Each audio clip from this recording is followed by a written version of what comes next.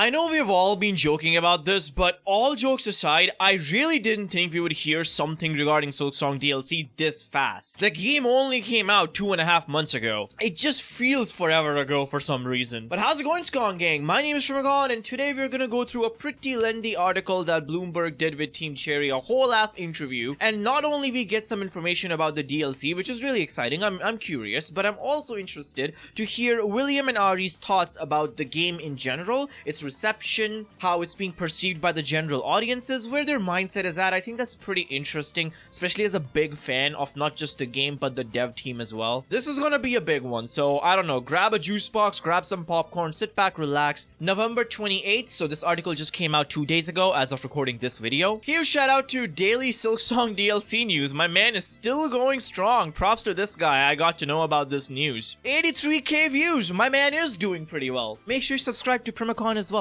I'd appreciate it. So yeah, this is why this is so exciting to me. Gibson and his partner in crime, William Pellin, were speaking for the first time since the release of Silksong nearly 3 months ago. So they really haven't gone public, which is very surprising. We keep talking about this in the community that we thought they would quote-unquote break their silence and engage with the community when Silksong comes out, but that has not been the case at all. Obviously, major spoilers for Silksong ahead. Congrats on Game of the Year nomination. Are you guys going to LA? Maybe not, we're pretty busy. They skipped LA last time too, so if you win, you'll have to record a video message or something because you won't be able to take the stage. They say that this year they're safe, Expedition 33 is exceptional and broadly playable, whereas we're on the knife's edge when its appeals to some and infuriates others. So clearly they're self-aware that Silksong has pissed off a bunch of people in terms of its game design and difficulty, which is very interesting. How are you feeling about the reception of the game? It's good, a pretty different release than Hollow Knight, obviously, because so many people were playing it at once. The sheer volume of it can be a little overwhelming, not even in a bad way, but there's so much coming through at once, whereas Hollow Knight was a slow burn.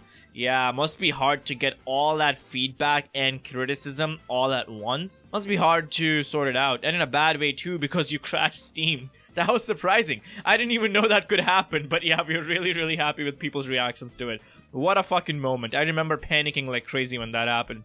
Did you see that when you announced your release date, other games moved out of the way? There was one that was delayed 2 months. To some extent, that probably is unfortunate. Even we felt like we didn't have a lot of control over our own date. Yeah, no shit. Because we basically were rushing towards the end. Damn, really? Working right up until the last point. And then the minute we thought this was ready to release, suddenly we're releasing it. So it wasn't a particular controlled release.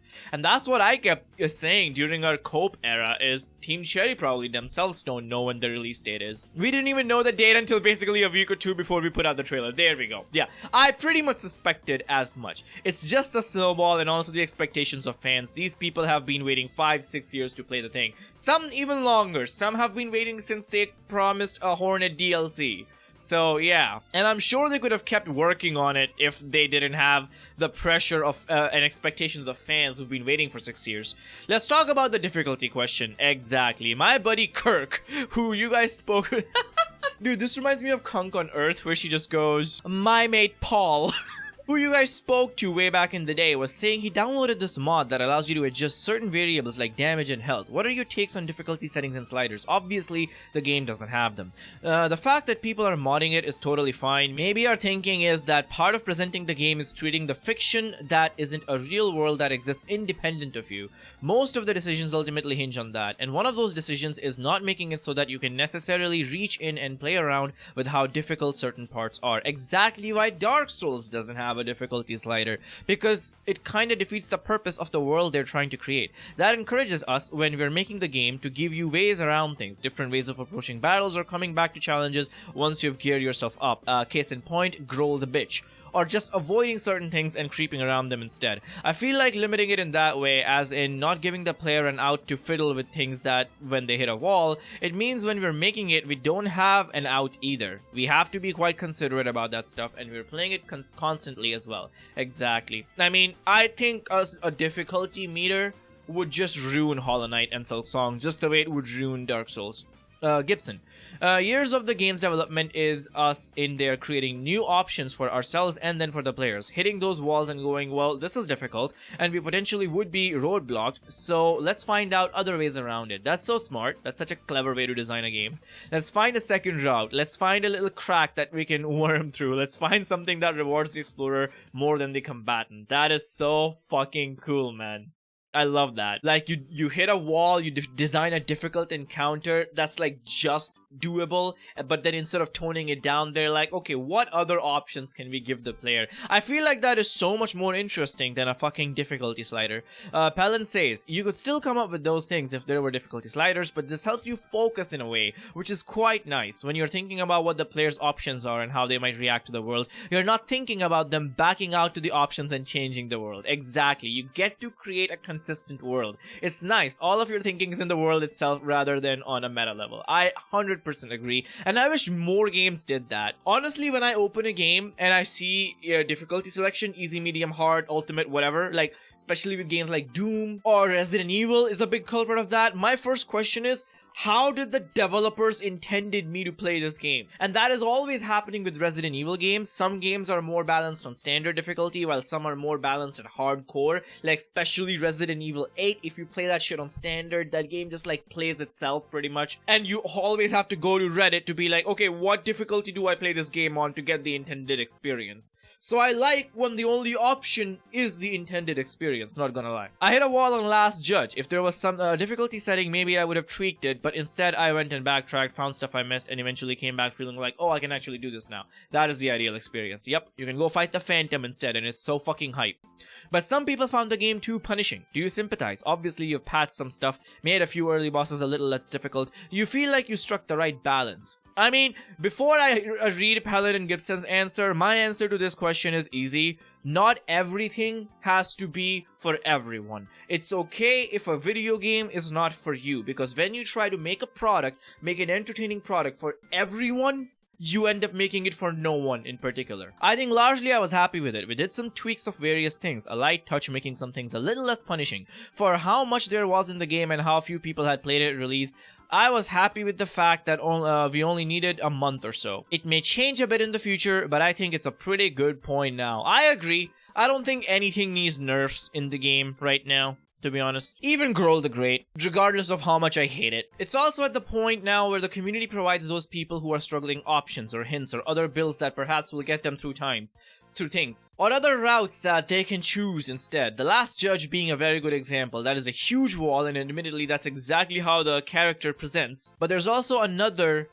circuitous route that will allow them to completely skip that challenge and then come back potentially much later in the game when they're far more prepared for it. Obviously it is a balancing act. Like, I feel like it was the right call to nerf some things. Like, yeah, don't nerf the Last Judge, but I'm glad they nerfed the fucking obnoxious run back to the Last Judge, because that's not even challenging, that's just annoying. And this thing that Gibson says about completely skipping it and then coming much later, that is also kind of scary, because Elden Ring suffered from that tremendously. In Elden Ring, it was so easy to be over leveled for a lot of areas and a lot of bosses, especially if you're exploring everything, that in a way you were forced to balance the game yourself, which I feel like Elden Ring just pushes it too far in that direction. But Silksong, I feel like, hits a really good balance for me. Let's go back to 2017. Hollow Knight comes out, you guys are working on adding a playable Hornet. Pretty quickly it turns into, okay,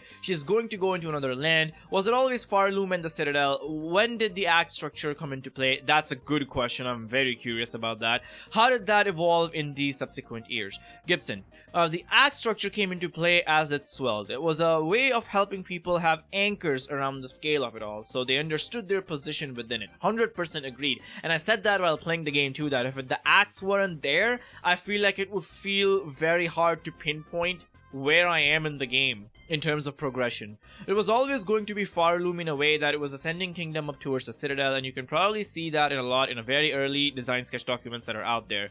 Palin says, beginning low down in a fiery area was part of it from the beginning, partly because we have started setting up the lava-y, bony area in Hollow Knight and it didn't get used. It was nice environment, and the idea of following a pilgrimage came fairly early on. It also kind of gave me the impression that, you know, hell being underground, like down below, usually is how it's perceived. You're literally climbing out of a lava-ish hell up to the top of a holy kingdom. That 3-tiered structure, hell, oh, there we go. Yeah, that's what I'm talking about. Hell, purgatory, and heaven all came from that basic idea. It basically came from the idea that you're starting in the pit of lava where you're going to ascend up, though. Even before we talked about naming the acts formally, there was the post-game of Silk being pulled into the abyss. That existed as something we were working towards for a really long time. That idea was there as another dimension, an anchor destination. That's really good because I don't remember which YouTuber said it or which YouTube video said it, but someone in their video essay was talking about how the act structure in Act 3 was probably a very late game idea, as in they thought of that later in development, which I always disagreed with, and glad to know that it wasn't the case. This existed like something that they've been working for a really long time on. The separation of Act 3 also gave us a release value for those players who could say, alright, I can achieve an ending and be comfortable and leave this experience. It is such a long game that admittedly there'd be quite a few people who would feel that it is a right jumping off point. That is surprising to me because he's absolutely right. And me as a die-hard fan of the genre and the game, obviously it's something I can't fathom, but I've heard this from a lot of casual players on the internet that after Act 2, they were satisfied and they didn't necessarily feel like going and playing Act 3, especially because they were already exhausted by the difficulty and the challenge the game provided, and Act 3 dwarfs Act 2 in terms of difficulty as well. So it's a good way to provide an ending to the casual players while also not neutering the game length and difficulty and experience for the hardcore fans who are there for that stuff. It is so fucking smart, to be honest, if you really think about it. Because that post-game, Act 3, was so delineated from the rest of it, it gave us freedom to go more intense, exactly. Have a level of challenge that ramped up even further, but also we went deeper into the connective tissue between it and the original Hollow Knight. This is where the two games start to bind together. Yep. Peasant says, it's a development structure as well. Having the game in these chunks, we jumped between all bits generally, but our general development was Act 1, Act 2, and Act 3. Honestly, this makes me really happy. There has been a lot of guesswork right now about Silksong's development and Team Sherry's mindset behind that development. People have been saying wild things like, oh, they had a completely different story before and then they changed it later on in the development. That's why the game took so long. All these weird conspiracy theories. It's good to hear from the devs themselves. As they say, this is the first time they're talking about this since the game came out. Then when we started introducing testers to the game, initially we only allowed them in Act 1. Then eventually we opened up the game and let them into Act 2, and then eventually we opened up the game and let them into Act 3. For such a large project that took a long amount of time, it was actually really handy to be able to separate all the stuff in Act 2 from the stuff in Act 1 in your mind. I feel like the acts do this game wonders. It's like one of those things, you know, I studied industrial design and there's a saying in my program that good design is that people don't notice. Because when your design is bad, people will notice it. But when your design is good, it's so good that it just blends in the background and gives you a seamless experience. That's what the acts do for this game. If the acts weren't there, you would really feel it. Feel like the acts are the structural pillars on which this whole game is built. Was the idea always to take Farloom and destroy it for Act 3 and make it completely different to play through? That was the nature of it. As for how destroyed it would become, that was just how much effort and time we could allow to smash it all up. And it's an extension of an idea that appeared a little bit in Hollow Knight. Yeah, where at a certain point in the game, the crossroads are become infected, which is interesting and surprising. It's an extension of logic there into the entire world. Exactly what I said in my Let's Play as well, that it's like infected crossroads, but the whole game. One of the things I find interesting about Act 3 is that there's no signposting that it exists. If you get the bad ending after Act 2, you might think that there must be more, but there isn't really any hint of that. Were you worried that some people might not even realize there's an Act 3? No, that's exactly how it's meant to present. Yeah, you don't worry about those things. People who want more, like, if you are on the internet, you're not gonna miss the fact that there's an Act 3, first of all. You're not meant to necessarily realize there's an Act 3. Some players will naturally encounter Act 3, and the players that will encounter that are the ones who will likely have played it in a very completionist way. Case in point, myself, because the first ending I got was the Act 3 ending. And the players who really spent the time to help all the creatures in the world, befriend everyone, and also have spent time exploring extents of the kingdom. Yep, if you do that, you just naturally come across Act 3. It has that natural gate of someone who's shown themselves to be an exceptional explorer, an exceptional combatant. They'll have this new chunk exposed to them. For other players, they can comfortably come to an ending that is ambiguous as to whether it's a good or bad ending. It's just an ending. Exactly. It's pretty... And it's funny though, because a lot of players, when I got the Act 3 ending in my Let's Play, they were like, you probably looked it up. You probably knew this was how you get it. This is fake. Which is funny because I was avoiding spoilers like a plague. I even stopped going on YouTube while I was playing Silksong. Hell, I picked up reading for entertainment, so I had something to do, which wasn't YouTube. You just come across it naturally if you explore, that's it. The hope there was that you can finish Act 1 and 2 without realizing there's an Act 3 and the game will feel completed to an extent. We tried not to have too many dangling threads that are obvious, or obvious unexplored chunks of the map. We don't reveal percentages or anything like that until you go beyond Act 2, so hopefully someone can finish Act 2 and feel like they have not left the game half completed. I bet a lot of people do feel that way. You mentioned before how the pilgrimage was one of your early ideas. Hollow Knight had a ton of lore, but Silksong blows that up and tells a stronger story, especially now that you have a protagonist who can talk. What made you guys want to tell the story about religion and faith and motherhood? A lot of it is driven by the character. Here you have Hornet, this thinking-driven character. As for the religious nature of the world, or the oppressive nature of the world, that might be as simple as the fact that games are called Hollow Knight. It's about exploring these kingdoms that are in ruin, that are decaying, that are at the end of their life cycles. They're likely not going to be a pleasant state when you enter them. That's the different types of institutional decay that one can explore. A lot of it was guided by Hornet, the character being driven, and her lineage. The Silk of the world comes from her, and that starts to permeate everything. Also, part of the point of the world is to draw elements out from the character. We want to learn more about Hornet, and we want her to change from the journey. The world ends up getting constructed to allow us to see those other aspects of her. Certainly with the towns, the way she has relationships with them, that was one of the big changes from Hollow Knight. You literally see that, how she opens up to the people, especially if you go the route of fulfilling wishes and want the true ending. It's really nice. Even this decision of having her ascend, when you think about ascending to a point, you get religious or heavenly or a pilgrim's viewpoint. You start to wonder what's up there. That's so true. Did you both write the dialogue? Yep, we both wrote it. It's incredibly how tonally consistent it is. It's not that hard to keep in mind what fits into the world and what doesn't. We're still going back and forth in the dialogue ourselves anyway. Much of the stuff that gets written, even if you feel like it's a temp when you first writing it, just stays as it is. Even to the point where we'll work on the same character. We don't have any hard delineation of, well, I've defined the style of this character, don't touch it. It's all just open. That's nice. It helps that there's so much to do. You can't be too fussy. There's so much to get through, and you just start doing it whenever you have a moment. You need a pretty good reason to go back over something. All the script... Yeah! That was another conspiracy theory going around, that they don't like the direction of the game and they're rebuilding it from scratch, and that's why it's taking so long. That was one of the big theories that people were coming up with. Again, debunked. All the script stuff happens in a funny way, where it's not a major part of the working day, it just fits in the cracks. Just stuffing it in those little moments we have. At the end of 7 years, you have a script. That's so cool, man. Have you guys watched the videos made by the YouTuber Mossbag? Yes, my king, who really does goes deep on the story of Hollow Knight. He just did one about Silksong that I thought was fascinating. Damn! They asked that question. That is so cool. We have met Mossbag, lovely person and a really exceptional YouTuber, and a lot of the community follows his understanding of the world. But it is difficult for us to look at that stuff ourselves. It's easier for me to go and read the comments in the YouTube videos and see people having those discussions.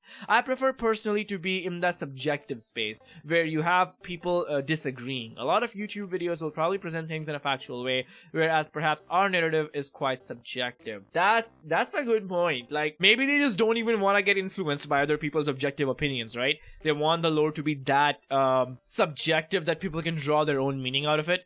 Palin says, if there's any space for interpretation, that's the word I was looking for, then I would never want to step in and ruin that by saying correct, correct, wrong, wrong, which isn't the way we think about anything that has ambiguity in the game anyway. If it exists in the work, it exists in the work. If it doesn't, it doesn't. We can't cheat, add stuff after the fact, or make the decision about that type of thing.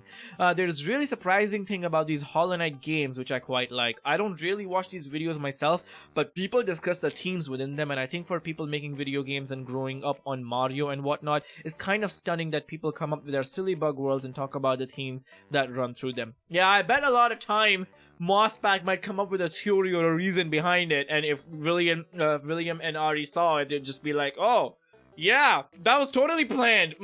Great. There's so much under the surface, which is one of the reasons I like watching these videos. They make these connections you'd have to have a notebook and a giant corkboard to figure out. An item description here is connected to a line of dialogue 20 hours later. You guys as storytellers must appreciate that someone is picking up on that stuff. It's fantastic. Obviously, the community comes to some very impressive deductions, just based on a few little specks that we have left around the world. I was going to ask you why only some bugs get affected by the haunting, but I'm guessing you're not going to answer that. Probably not. There are certain clues in there right now for someone to make a YouTube video about. Sometimes it's enough that the characters in the world will ask those questions, even if they don't have the answers. That's so cool, man. It's a really fun way to tell stories because you might not understand it all at first glance, but you see that there's a lot of depth there and you can pick up on things afterwards. It's like archaeology almost. That is so true, because I thought I understood the story of Silksong pretty well until I watched a Mossbag lore video, and then I was like, what game did I play? What the fuck? It's very interesting. You're sort of describing the nature of its creation in a way. It is a little like archaeology for us, in a way that we are slowly burrowing through into these new tunnels and discovering these new bugs and whatnot. The big difference with Silksong is that we are tunneling up rather than tunneling down. But it's amazing when we see people discussing the themes and the intent and all the hidden narratives that lay in there. Because when we're making the thing, we don't see our set out with this massive list of things we want to discuss. It's just that we keep creating new characters and new spaces, and those all start adding to that big tapestry. It all ends up happening quite naturally. They're just like, man, it's not that deep. We're built different. We're good devs. It just happens for us. Fucking Chad move. As we're making it, we start to ask each other, how does this thing actually work? What is this thing doing here? And then sometimes they wind up having connections to other characters that surprise even us. There's one in Sinner's Road related to another one up on top of a swamp that we hadn't, when we first conceived them, even thought that they were related. Then by the end they seem to link to one another. Huh. What are they talking about here? Are they talking about Styx and Huntress? Are they talking about Krull and Benjen? Interesting. And you got to finally show Hornet training in the hive. That was so fucking cool, man. It was nice to bookend, tying stuff together at the very end. It was one of the last things made as well. The end of the game pretty much was made most linearly. The very last boss, Lost Lace, and the escape sequence were the last big things that were made. And before the Red Memory was, and before that, the memory areas and those bosses. Oh, yeah. So it was a pretty linear development of the end game. A lot of the later years were really all polishing the world as it was, not adding new zones. Verdania was on the chopping block and just got saved a year or two before. Thank God, because it was one of the most beautiful areas ever. I wish the coral area didn't get chopped off. Act 3 stuff we worked on at the very end, but all of those areas we knew were going to exist or were slated to exist. We knew they were heading to the abyss. We knew we were headed to the Coral Tower. Man, I'm still sad about that. Speaking of the Coral Tower, thank you. That seemed from the original trailer to have a town or to be much bigger. Okay, I'm really interested in this, Ari Gibson. It had a zone, had a whole area. The area was made, and in fact, the area exists still. It's just the blasted steps. Oh! The area essentially got brought forward in time and eroded. It became evident to us that those sort of spaces, the beautiful lush world, went against the narrative that we were trying to tell. This is a place where the Citadel had really consumed the lands beneath it. It's all odds to suddenly have it a very inviting, welcoming space. It reduces the drive of the story, and the character in the world is beautiful and fine. Man, you know what would have been cool if that's the case?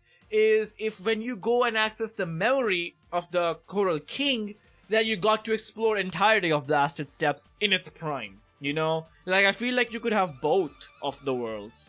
But I guess that would have taken a lot of fucking time. So Coral was not something that was cut and will potentially be used down the road. It just evolved. It did just evolve. The foundational structure remains the same. It's just, now it has the steps. Thank God they talked about this. I am so sick and tired of people saying that it'll be in DLC. And the storms that pass through, it still has fragments and evidence of what was once a lush coral land. You can see some of the enemies that have coral shells. The riverland became dried out and leads up to the tower. It's still beautiful in a way, it's just really contrasted to what came before. Bilewater.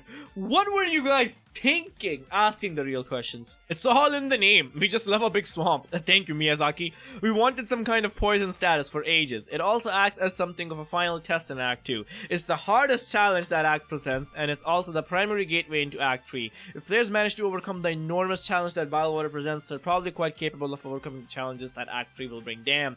So it's like a fucking testing ground. That's so cool. It's a different sort of pressure that other areas bring as well. It's distinct from the Citadel, pushes back in a different sort of way. Yeah, like the Bush Bastards. Did you ask Chris Larkin, Silksong composers, to come up with the best banger he possibly can for this area? Yeah, man, the music is just not... The music and what you're struggling with are so far apart. It's a trick that worked in White Palace. The Bilewater music, it is effective, that wishfulness, and the fact that that's at least one element that's not exerting constant pressure on you as well. Yeah, I guess that's fair. If they put something like the deepness music in Bilewater, oh my god. My blood pressure, I would have to call a doctor. What happened to Steel Assassin Sharp? Good fucking question. Just waiting in the wings. Waiting to arrive in probably the best way to say it. Oh, here's some DLC news. So Sharp is not cut content. Just waiting in the wings, waiting to arrive is probably the best way to say it. One of these enemies, a little suit of Sharp and their companions, they got tucked away for a while because the game had so much in it. And all of these pieces need polish, and polish takes time. We are excited to reintroduce Sharp. We just have to get to them. There we go. First DLC confirmation. The Steel Soul Assassins are real. Sharp exists. He did not get cut. Huge. Is the Village of Lions also part of this tucked away stuff? What the fuck is a Village of Lions? We will make sure to deliver on all of our obligations. One, because they're going to be very fun to do, but even alongside those tasks, we had our own ideas for extra things that could be added to the world. We are trying to juggle what can potentially be. Damn, so they are thinking of adding potential new areas to the world? That is very interesting. Can you guys tell me in the comments what the Village of Lions is? I'd love to hear. Who saved Hornet at the beginning of the game? That is another one that we cannot answer, even though there may be some clues. It was Lace, guys. Come on. It was Lace. What's the deal with Mr. Mushroom? What you see is what you get, right? It's nice being able to have the two-way dialogue in this instance, where the knight couldn't really speak, hopefully for people to recognize that he's this ever-present character in these games. Initially, we weren't sure he was going to turn up in this one, maybe when we thought Silksong was a smaller thing, but as this world expanded, it made more sense that you'd meet him again. That was the only character from Hollow Knight that I was 100% confident would show up in Silksong. I feel like he'll turn out to be the true final boss of all Hollow Knight, this omnipresent god who's stronger than the Radiance than everything else. He might be omnipresent, but I don't know if he has the aggression to pose as a boss. He's more of an observer, really. Realistically, he was a character designed to fill a nook in a cave in the original game, and then, like with all things we create, he just became more and more and more, and now he has maybe representative of a more general journey. Yeah, sure, Gibson, sure. I completely believe you, Last time we spoke, you talked about the game taking longer than expected because you needed to add all of this reactivity to the world. Then I got the needle in and realized every character and enemy in the game had an entire song. And I was like, holy crap. This is why it takes a while, especially when it's just us and Jack Wine programmer over there, yeah. Good old Jack Wine. It's easy to come up with, oh, everything sings a little bit. Even at a point when we came up with that, there was a lot of enemies already, but once you commit to it, that was actually really impressive. This is the scale of that idea. And it's something that most people won't even bother with or see. It's the idea that exploration happens on all those different axes. You can explore through the caves, but also the systems, the builds, the crests, and even you get to an ability like the Needle-In, and that opens up all these other opportunities to explore the nature of characters in other ways. Yeah, the amount of work to get all these songs for every single enemy and character, and you know that 90% people won't even see these. That's crazy, man. Do you want to shorten the time of your next game, or are you content to disappear for several more years and will come out with another thing you're super happy with?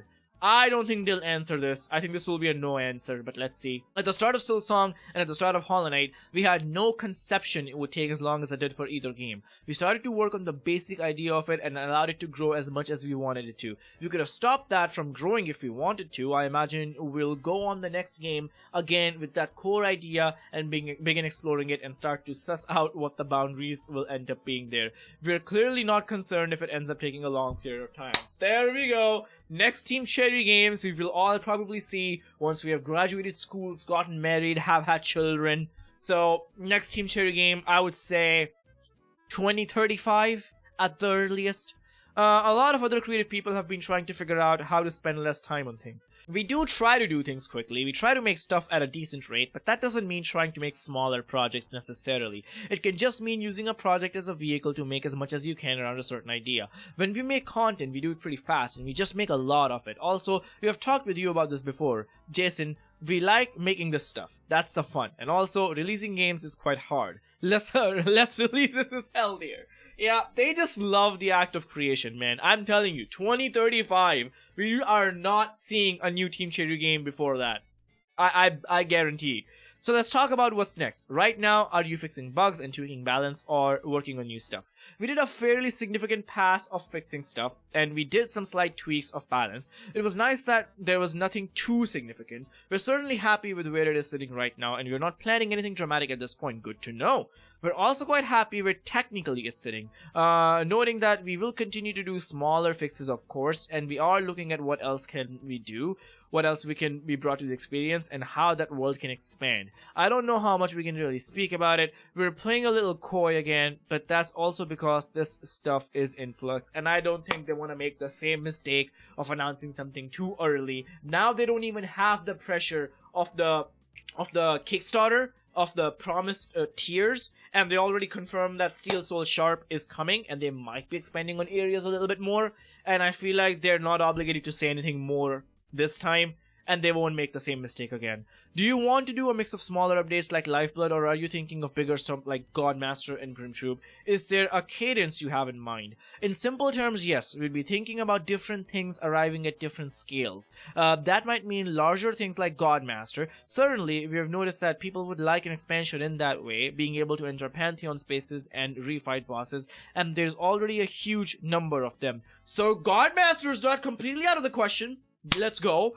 We were talking about the next project in general. We're not thinking about the size. We just started making new stuff and working on bits and pieces. We are still in this world thinking about stuff to present to people. It is interesting working out how you expand an already huge game to make sure you don't completely overwhelm new players, but because obviously new players will be experiencing the new stuff very naturally integrated. It just seems like the base experience. Some of that might mean finding ways to hide away the access, because otherwise potentially by the end of our expansion and developments it would just be a gargantuan. It's kind of like what they did with Grimtroop and Godmaster in Hollow Knight anyway. If you're a new player to Hollow Knight and you were not there for the whole journey, you would not necessarily think that they're DLCs. They just blend in so naturally with the wide world. And I feel like that's what they're talking about here. That it'll just seem like the base experience. Some of that might mean finding ways to hide away the access, because otherwise potentially by the end of our expansions and development it would be a gargantuan. Interesting. When should players expect new stuff? Oh, you know you shouldn't ask that question. We'll start talking about it more as soon, but maybe we won't mention a time frame right now. There we go. Learning from the mistakes. Are you going to be more communicative than you have ever been in the past? No. We'll have more to talk about more frequently. Our method is that we pop up when we've got something to talk about. Until recently, we haven't had anything to announce. We are working on stuff at the moment. The cadence will be more frequent coming up. We will see about that. Listen, I wouldn't take Pelon's word on this as gospel, okay? They've said this before, and yes, they have tried to stick to this before, but it hadn't worked out. We'll see when it happens. Other than talking about bug fixes, this is the first time we have talked to anyone. Yes, exactly. This is why this is so exciting. That seems to work fine. It's nice to get out of people's way, allow people to drive discussions themselves. Let them speculate about the latest DLC that's coming. I don't really know what else people would necessarily want to hear other than that we're already saying, yes, we're continuing to work on the game. We're pursuing the things that excite us. Okay, fair enough. I think what people might want to hear is there will be new stuff coming in a reasonable time frame and not 7 years from now. Sure, like William said earlier, we didn't plan 7 years for Silksong. Not that we expect to take an excessive amount of time, but we still are pursuing the same development philosophy, which sometimes can expand our time frame. That's what I'm saying. I am not expecting anything to change at all. Anything at all. I'm not expecting more communication, regardless that they say that they want to do that more. I'm not expecting any announcement. I'm not expecting a reasonable time frame that, oh, we'll get a Godmaster or even a bigger DLC next year. Nothing at all. This time, zero expectations. Fool me once, shame on you. You know what I mean? You guys come up with DLC pretty quickly after Hollow Knight. Yeah, I thought about that. That's one of my points. I was like, man, they came up with all the DLC within a year or two. But I don't think that'll be the case for Silksong, guys. Yeah, but the nature of the sum of the DLC was quite small. In a way we think about these little expansions, on even the elements of the main game, now there might be more of a sense that we want story structures around them that weren't present in some of the Hollow Knight expansions. We added a few extra bosses, but the framing around it was all fairly simplistic. If we add stuff now because Hornet has this voice in mind, we want to find out what she thinks about this stuff. Once you start having her think about this stuff, story starts to happen, and then that could increase the scale of any expansion we did. Yep. Silksong DLC will be way more intricate and complicated than Hollow Knight DLC, that's for sure. Do you have any idea in your heads of, we're going to spend this much time making stuff for Silksong and then we're going to move on to the next game? We haven't thought that much about the time, but we've thought about the ideas that we have, the stuff we want to make and put it in there. Then we do have other games that we plan to make. The only time concern really is, and we have talked about this before, death. There we go. They took the meme to heart. It's not that far off that you spend 7 years per project and potentially add another 2. So it'll be nice to do a few more games. Apparently our time frame still allows us to fit a few more in, short of an unexpected tragedy. You know, it's like how people say that, oh, at this rate, I got like 2 more Grand Theft Autos in my life. It's the same thing. It's like at this rate, I got about 3 more Team Cherry games in my life. You can spend all the money you guys are making on immortality potions and blood infusions. When you say you have other games you plan to make, are you thinking more stuff within the same universe, or do you want to go somewhere else entirely?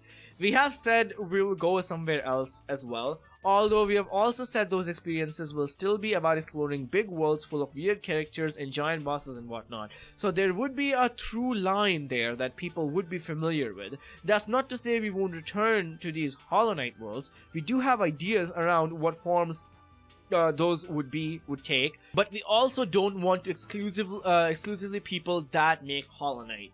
Yo, so maybe they make a new game, maybe a new Metroidvania in a different universe, and then they return back to Hollow Knight, and we get a Hollow Knight 3.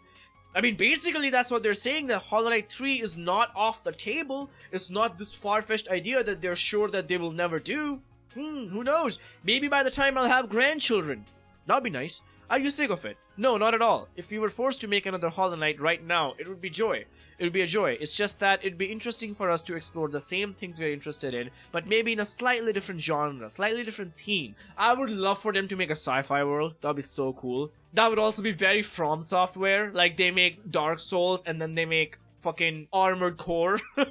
And how that affects the stories we come up with. We're interested to see what would happen ourselves. I'm actually really excited about that. I would rather have that than a Hollow Knight 3 after Silksong. You know what I mean?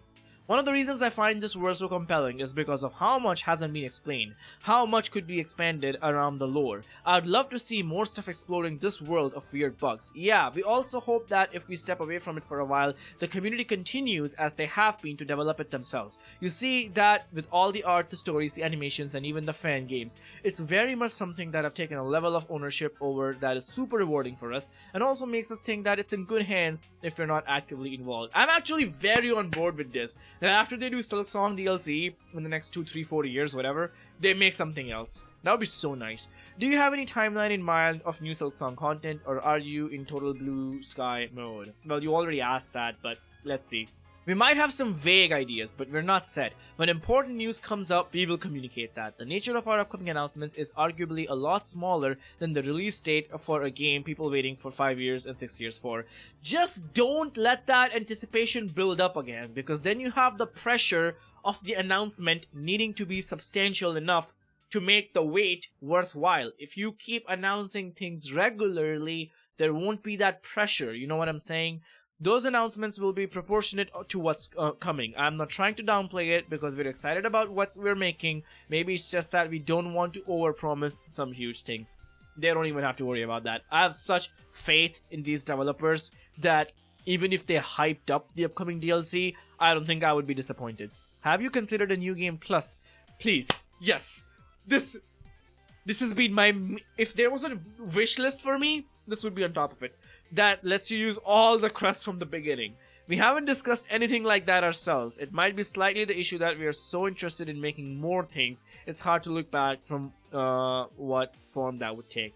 That's fair enough. I mean, that's very Resident Evil, but, you know, I'm biased. I remember earlier, you promised an equivalent of Steel Soul that would be a different thing. Yes, what happened to it?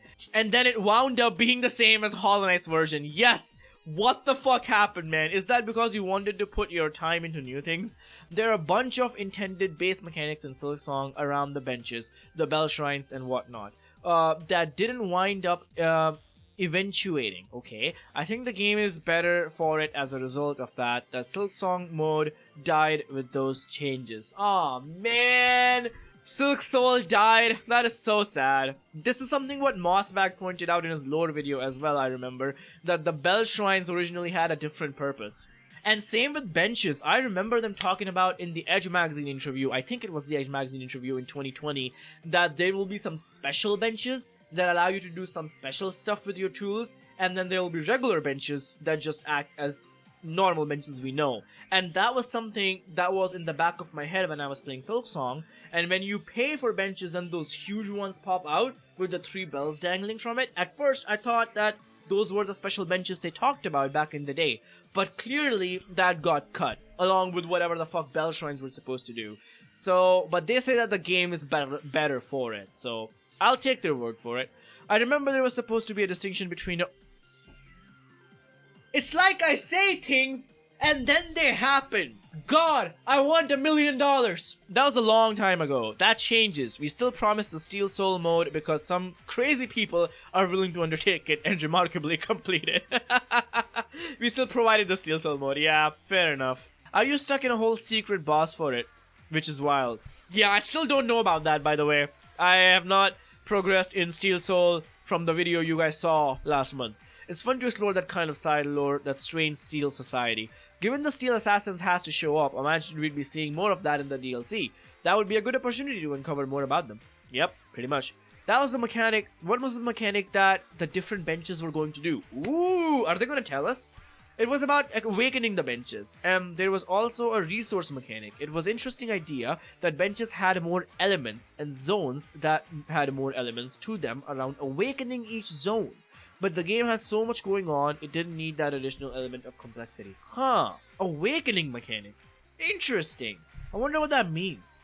There were some other layers as well of complexity that were discussed throughout the development that were shaved off. There were other ideas about crafting. Because I remember they did say that Hornet would be able to craft her tools. But clearly that changed into just Hornet finding the tools or buying them like Knight did with the charms. I remember that was a big thing about that at the early development stages. There were other ideas about how you upgraded crests, gained notches. Instead of using memory lockets, each crest would have had an incentive structure. So the Beast crest, the basic idea is you bind and go into Beast mode.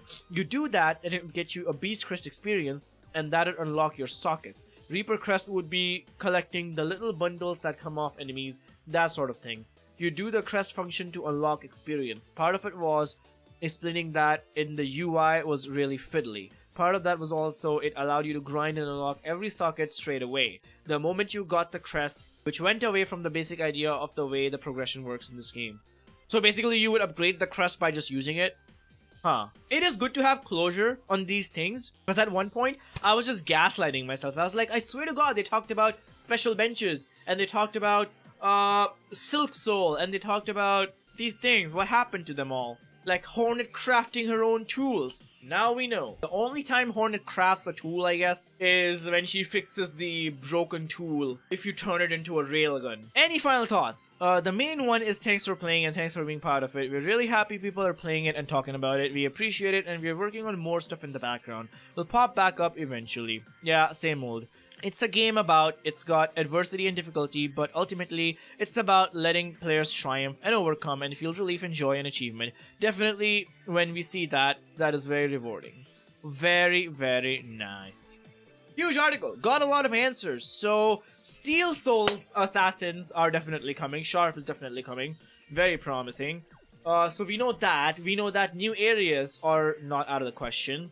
We know that they want to integrate it very well into the game, that it doesn't feel like DLC for new players. We know that the DLC will be more thought-provoking in terms of story, because the knight is a dumbass, he couldn't really talk. Hornet has to talk, which means story, which in turn means we know that these DLCs will be more complex and complicated than Hollow Knight DLCs, so we should not expect them to come out as fast as Hollow Knight DLCs did.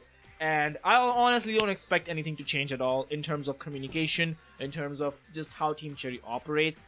It's just how they are. It's like when you're in college and you procrastinate everything, and you get through the deadline and you're crunching and you're working hard, staying up all night, and you promise yourself that once this project is submitted for the next assignment, you will take your time, work every day on it a little bit. And then the next assignment comes and you just go back into your old habits. I feel like that's just how Team Cherry are. Not that they are lazy, it's just that this is just how they develop games, And I don't think that's just gonna change anytime soon or ever. But thank you for going through this interview with me. I hope that was enjoyable and not annoying. I appreciate you sticking around. Ended up being a longer video than I thought it would be. Thank you guys for watching, and I'll see you soon with a new video. Primacon signing out.